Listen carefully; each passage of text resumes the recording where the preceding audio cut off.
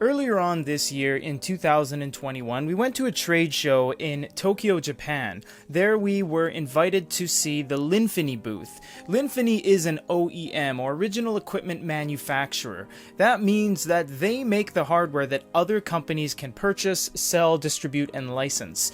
There they had a couple units, the DPT Color, which is the second generation of what was the Sony digital paper, now up for grabs. Unfortunately, to date, no one has grabbed the color version, but there was a company that bought this version, the DPT 2.0, and that is Fujitsu. For those of you guys who don't know, Fujitsu is a major international company whose products and services are available in just about 180 different countries. They make everything from computers, microelectronics, air conditioners, even escalators. They've been in business for 86 years and actually have been dabbling in e-reader products for the past 2. They started with the Fujitsu Quaderno A5 back in 2019 as a white label to the DPT CP1. They've then branched off, and as Sony pulled out of the industry, Fujitsu pretty much took its place. They now have the second generation of the Quaderno A5. This is a 10.3-inch unit, and they're actually the only line of devices currently on the market that are running the new E-Ink Carta 1250 e-paper. This unit has 1872 by 1404 with 16 levels of grayscale, 32 gigs on board, and the new things about this is that it actually has a USB-C on it now. It's also thinner, lighter, and faster than its predecessor. The UI has also been refined, it has a brand new stylus, and it has a new EMR layer that works with any pen on the market. Speaking of, so let's look at the pen. It is pretty much the same pen that everyone in the industry uses. It's the default Wacom stylus. It does have 2 buttons, one on the side and one at the back, and both of these can actually be mapped to do different things.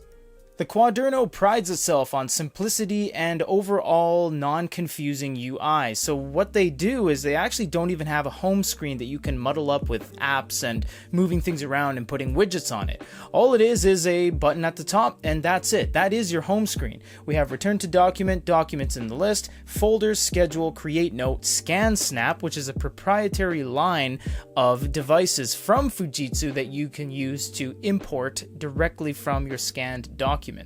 Software update and settings. Settings is where you're going to find, well, all of your settings. Wi-Fi, Bluetooth, NFC. You can start Wi-Fi access points information, and down in system settings you can get screen lock, auto sleep, date and time, and etc. The pen calibration is where you can calibrate your pen, and pen function settings is where you can map the buttons. You can see the side button and the tail switch by default are both set to eraser, but you can actually change whatever you want on whatever you want. If I want the back to be eraser, I can select that, and if I want the side button to be a highlighter, I select that, and away you go. Without connecting the device to the pen, without any sort of communication whatsoever, they are now mapped accordingly.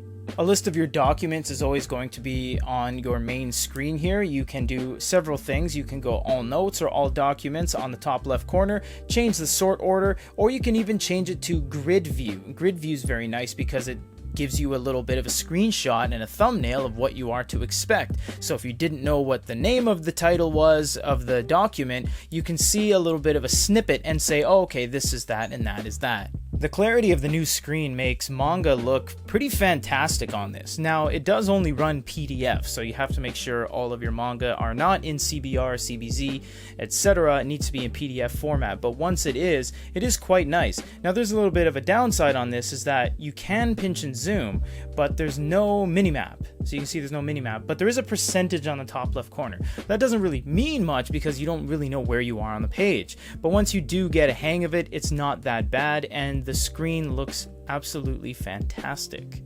I would say PDFs look great on this, but all the file formats are PDF. But yes, PDF files like magazines, newspapers, etc. look very good. Now, once you do turn some pages, you're going to start to notice, oh, well, there's some different elements on the screen. There's imagery, there's backgrounds, and there's text. And why that's important is that when you do see text, The PDF file will automatically understand that that is text on a page and not imagery, so you can hold that mapped button like this and you can start doing highlights anywhere on the screen. As long as it is considered text, even like that, even the asterisks and the periods, it will be highlightable. Now you can over highlight your highlight up to 11 times. It gets darker and darker with a different shade of gray every single time, and it never gets too dark that you can't see what you've highlighted. So that's really nice. You can also flip over to the eraser and erase your highlights respectively, and all that goes away. Their scheduler app is quite nice. You can open this from the list of documents, or you can go to the schedule app up top. It's the same thing. Now this is really cool because it's got a lot of things going on, and you can download these from their website. So you have your calendar in the top left corner, top right corner respectively, and your calendar in the middle. You also have this thing on the right. So even though you can write anywhere on the screen on any part of it with the pen, and you can use the eraser, you can also interact with your fingertips. So for example, if I wanted to go to May and I wanted to go to 7th, like that, I just dive into every part of the year that I want. So I can make a note like a big smiley face, and then I can click back into May and it goes out, and now I know that I am back in May. I can go over to August, etc. So this is really cool because you can make monthly notes and say, you know, these ones are the best, or a start time and an end time, and then you can dive deeper into those and make your notes respectively. So the scheduler app is a great addition to the Fujitsu Quaderno line of devices over, say, the Sony that was released 4 years back. Note-taking is obviously the main draw of this. It's using an all-new screen, you get a really nice pen, and most importantly, it's a plastic screen, which means it's not glass. Everything on the market right now is a glass-based screen.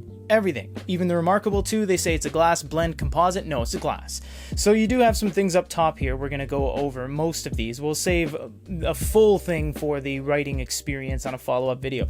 That is back, that is forward, and you have your pen palette. This is the most expansive one we've seen thus far in all the generations. There have only been 2 generations, but still. You have your pen, eraser, and highlighter. You also have 5 pen thicknesses, 3 eraser types, and the ability to flick that over to the side so you get more of a traditional layout rather than it being at the top. You can also put that at the bottom and the right and back at the top by just rotating it around. Now you can choose the black or red, and red's just going to be lighter. So if I choose black like that, it's going to be black. If I choose red, after you're done writing, it'll turn a little bit gray. Then what that means is that every time you see gray on your screen, like you're grading papers or something, that's all going to be red when you export it, and that'll be black or blue respectively, whatever you've mapped your keys to.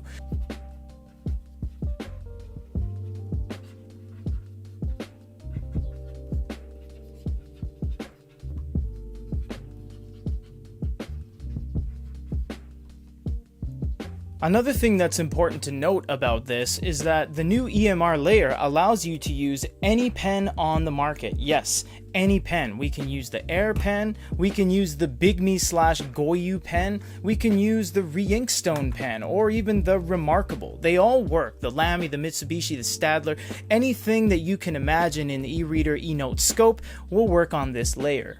Display documents side by side is a crucial note-taking application or core function that every note taker should have. Now this doesn't have as much screen real estate as the 13.3, where dual screen splits make a little bit more sense, but it is nice because you do get separate elements here, so it's basically split the UI. So if I open up the manga we have on here and I keep my notepad open here, I can make all my notes on this side and say, oh, I don't want to do that because I'm making my new manga over here. Maybe I'll change him to do something different in this cell, and then this one and this one I'll switch. So there's a lot you can do and you can reference without having to flip back to each individual file. And another thing is that it doesn't go over, and on the other side it respectively won't go over. Now on previous generations you'd have to tap it in order to make the unit think, okay, I'm ready to write on this side, now I can write. And then on this side you can tap to go back. You don't have to activate that anymore. You don't have to do any of that. You can see it'll just work on either side. You can make lines like that. It's so much faster and so much more advanced than the previous generation that it's these little tiny fine-tuning details that they upgraded to make this a winning recipe. Fujitsu has definitely been making a name for themselves. They have 4 units, 3 pens, and a bunch of cases and accessories. They also have their own proprietary Fujitsu ScanSnap line of printers and scanners where you can directly use with this unit. It's also a very safe line of devices. You can connect to central servers in your corporate office, or you can use NFC key cards that are catered to just individual employees to unlock certain units. It is a very nice professional line of devices that is also very affordable. These are some of the cheapest 10.3s and 13.3s we've seen in the market out of everything that's available. These prices are several hundreds of dollars less than their competitors. An updated screen, a thinner body, a lighter experience, a faster experience, more refined and more supported by the company than ever makes the Quaderno A5 an absolute must-have. For GoodEReader.com, this is Peter.